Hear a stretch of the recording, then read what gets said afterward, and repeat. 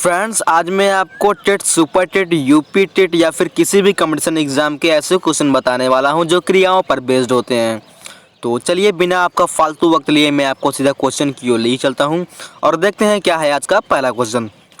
पहला क्वेश्चन है, राम लक्ष्मण से पत्र लिखवाता है, इस वाक्य में क्रिया का कौन सा रूप है? तो ये क्वेश्चन यूपी पीसीएस के एग्ज़ाम में सन 2014 में पूछा गया था। तो देख लेते हैं इसका पहले ऑप्शन। पूर्णकालीन क्रिया ए, बी प्रणनार्थक क्रिया, सी संयुक्त क्रिया या फिर डी अपूर्ण क्रिया। तो इसका सही का जो ऑप्शन है वो देख लेते हैं। तो इसका सही का ऑप्शन है ऑप्शन बी, इसमें प्रणनार्थक क्रिया मौजूद है। अब बढ़ते हैं अगले क्वेश्चन की ओर। दूसरा, रचना की दृष्टि से क्रिया के भेद हैं। तो इसका ऑप्शन में से आपको सही का ऑप्शन चुनना है। तो option A 3, option B 2, option C 4 या फिर ऑप्शन डी 5। तो जो सही का ऑप्शन है देख लेते हैं। इसमें सही का ऑप्शन है बी, यानी 2। रचना की दृष्टि से क्रिया के 2 भेद होते हैं। अब बढ़ते हैं अगले क्वेश्चन की ओर। तीसरा क्वेश्चन, निम्नलिखित वाक्यों में से किसमें अकर्मक क्रिया प्रयुक्त है? तो इसका देख लेते हैं ऑप्शन पहले। ए, शिशु सो रहा है, बी बालक खेल रहा है, सी छात्र पढ़ रहा है, डी छात्रा लिख रही है। तो इसमें आपको सही का ऑप्शन चुनना है। तो सही का ऑप्शन देख लेते हैं। तो इसमें ऑप्शन ए, शिशु सो रहा है, ये आपका सही ऑप्शन है। आगे बढ़ते हैं। चौथा, वे अविकारी शब्द जो 2 शब्दों, वाक्यों अथवा वाक्य खंडों को जोड़ते हैं वे कहलाते हैं। तो वे क्या कहलाते हैं? पहले ऑप्शन देख लेते हैं। ए, संबंध बोधक शब्द, बी विस्मयादि बोधक शब्द या फिर सी क्रिया विशेषण शब्द या फिर डी समुच्चय बोधक शब्द। तो इसमें जो सही का ऑप्शन है वो देख लेते हैं। इसमें सही का ऑप्शन है ऑप्शन डी, वे समुच्चय बोधक शब्द कहलाते हैं। आगे बढ़ते हैं फ्रेंड्स। अगला क्वेश्चन है 5वें नंबर पर, वह पहुंचा ही होगा वाक्य में क्रिया का काल होगा। तो उसको सही का ऑप्शन चुनना है इसमें। तो ए भविष्य, बी हेतु हेतुमुद, सी वर्तमान या फिर डी आसन्न भूत। तो इसका सही का ऑप्शन देख लेते हैं। इसमें डी, ये आसन्न भूत, इसमें आसन्न भूत वाला ऑप्शन सही होगा। आगे बढ़ते हैं। अथवा व्याकरण की दृष्टि है। तो इसका ऑप्शन देख लेते हैं पहले। इसमें कौन सा ऑप्शन सही चुन लेते हैं। ए संधि, बी उपसर्ग, सी अन्वय, डी है अव्यय।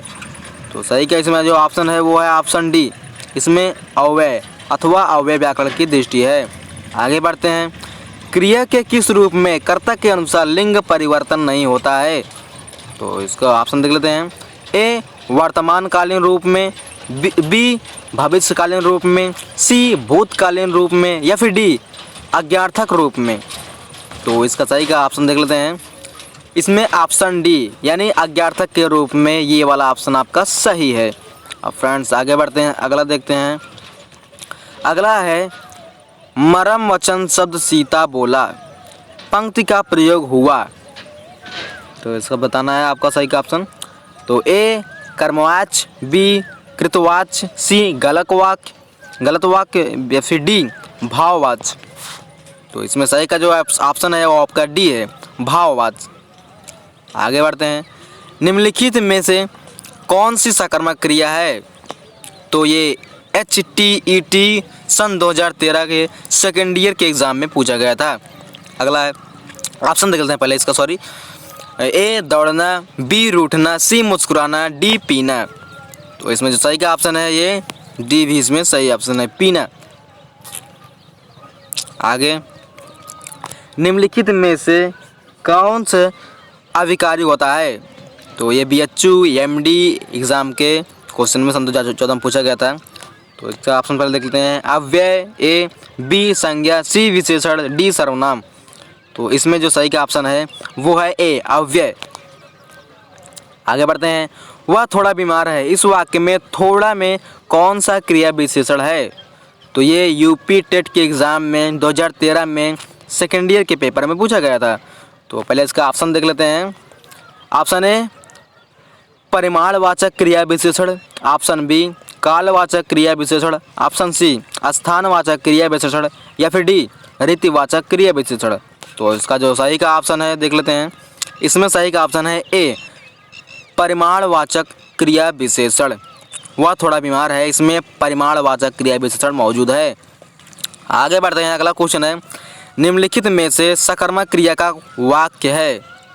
तो ये यूपीपीसीसी के एग्ज़ाम में सन 2015 में पूछा गया था। तो ए मंदाकिनी सोती है, बी बालिका निबंध लिख रही है, सी पक्षी आकाश में उड़ते हैं, या फिर डी बालक खिलौना पाकर हंसता है। तो ऑप्शन देख लेते हैं कौन सा इसमें सही का ऑप्शन है। इसमें ऑप्शन बी बालिका निबंध लिख रही है, इसमें सकर्मक क्रिया मौजूद है। आगे बढ़ते हैं, अधोलिखित किस वाक्य में अकर्मक क्रिया है। तो इसका ऑप्शन पहले देख लेते हैं। ए मैं पुस्तक पढ़ता हूँ, बी ये चीज़ें तुम्हारा जी ललचाती हैं, सी श्याम सोता है, या फिर डी वह अपना सिर घुचलाता है। तो इसका सही का ऑप्शन है वो है ऑप्शन सी श्याम सोता है। इस वाक्य में अकर्मक क्रिया है। आगे बढ़ते हैं, मूल अकर्मक धातुओं के साथ प्रत्यय जोड़कर बनाई गई क्रिया धातुएं कहलाती हैं। तो वो कौन सी धातुएं कहलाती हैं। तो ऑप्शन ए संयुक्त धातु, ऑप्शन बी द्विकर्मक धातु, ऑप्शन सी सदित सकर्मक धातु, या फिर ऑप्शन डी समस्त धातु। तो इसमें जो सही का ऑप्शन देख लेते हैं। इसमें ऑप्शन सी साधित सकर्मक धातु, ये वाला ऑप्शन आपका सही ऑप्शन है। आगे बढ़ते हैं, चूड़ी अच्छी थी मैं थी कौन सी क्रिया है। तो इसका पहले ऑप्शन देख लेते हैं। ये बहुत से एग्जाम पूछा गया है, यूपीपीएससी के एग्ज़ाम में, यूडीसी के एग्ज़ाम में, एलडीसी के एग्ज़ाम में सन 2016 में पूछा गया था। तो इसका पहला ऑप्शन है योजक क्रिया, बी अधिकारोक्त क्रिया, सी अचौतिक बोधक क्रिया, या फिर डी अप्रत्यक्ष क्रिया। तो इसका सही का ऑप्शन देख लेते हैं। इसमें ऑप्शन ए योजक क्रिया, ये वाला ऑप्शन आपका सही ऑप्शन है। आगे, निम्नलिखित में से किस वाक्य में भविष्य काल है। तो इसका पहले ऑप्शन देख लेते हैं। ऑप्शन ए मैं आपकी प्रतीक्षा करूंगा, बी मैंने एक पेड़ काट लिया, सी मैं पुस्तक पढ़ने वाला था, या फिर डी मैं आपका आभारी हूँ। तो इसका जो आंसर है ऑप्शन है सही का आप देख लेते हैं। इसमें ऑप्शन है मैं आपकी प्रतीक्षा करूँगा, ये ऑप्शन आपका सही ऑप्शन है। आगे बढ़ते हैं फ्रेंड्स, निम्नलिखित वाक्य में से किसमें प्रेरणार्थक क्रिया का प्रयोग नहीं है। ये यूपीपीसीएस के एग्ज़ाम में सन 2016 में पूछा गया था। तो पहला ऑप्शन है पिता उसे पढ़ाते हैं, ऑप्शन बी राम नहीं पढ़ता, ऑप्शन सी ये अध्यापक से पढ़वाते हैं, या फिर ऑप्शन डी अध्यापक परिश्रम करवाते हैं। तो इसका जो सही का ऑप्शन देख लेते हैं। ऑप्शन बी इसमें राम नहीं पढ़ता, इसमें प्रेरणार्थक क्रिया मौजूद है, मतलब इसमें प्रेरणार्थक क्रिया का प्रयोग नहीं है, बाकी सब में प्रेरणार्थक क्रिया का मौजूद है।